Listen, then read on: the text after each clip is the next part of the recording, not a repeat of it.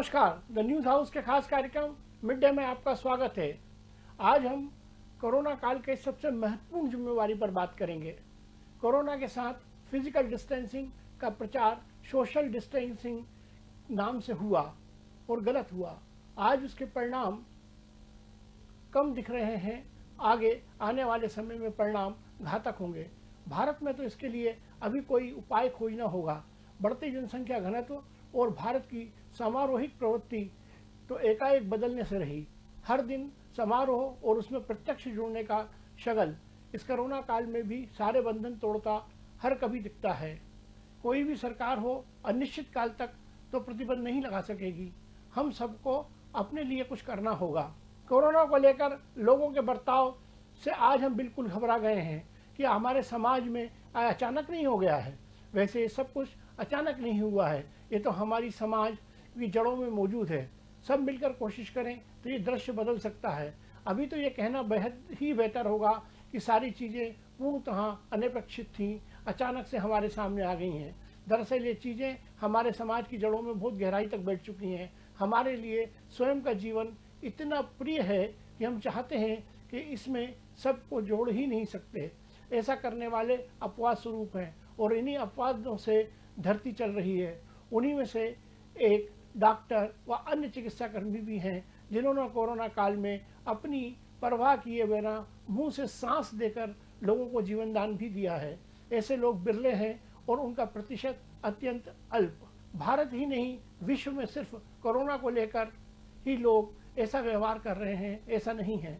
संक्रामक बीमारियों को लेकर आम भारतीय जैसा व्यवहार विश्व के अन्य देशों में भी ऐसा ही व्यवहार होता है। इन दिनों कोरोना इतना ज़्यादा प्रचारित व प्रसारित हो चुका है कि इसीलिए उससे जुड़ी बातों ज़्यादा सामने आ रही हैं।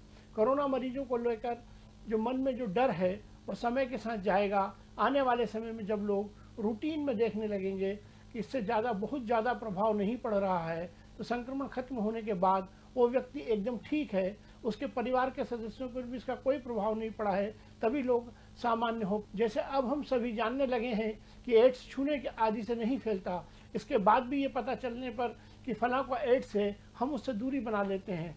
सिर्फ जागरूकता से कुछ नहीं बदलता, धीरे धीरे समय के साथ चीज़ें बदलती हैं।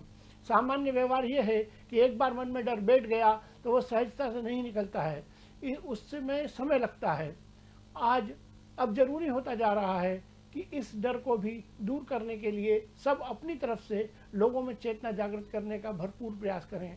परिणाम सबको पता है कि 100 में से सिर्फ 5 या 6 लोग ही के भीतर ही चेतना जागृत हो पाएगी, पर शुरुआत तो करनी ही होगी, जो बहुत ज़रूरी भी है।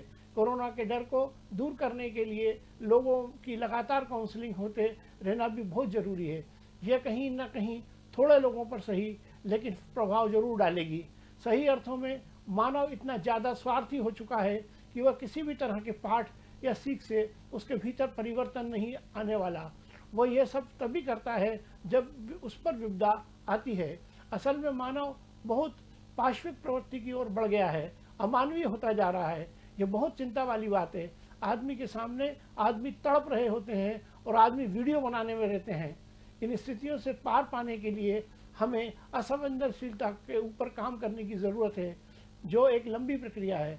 हमें ये मानकर चलना चाहिए कि हमारा जीवन केवल स्वयं तक सीमित नहीं है। असल में हमारी सोचने की प्रक्रिया पूरी तरह परिवर्तित हो गई है। इन दोनों कोरोना को लेकर जो छुआछूत हो रही है, उससे वैज्ञानिक तरीके से, मनोवैज्ञानिक तरीके से और सामाजिक तरीके से दूर करना हर मानव की जिम्मेदारी है।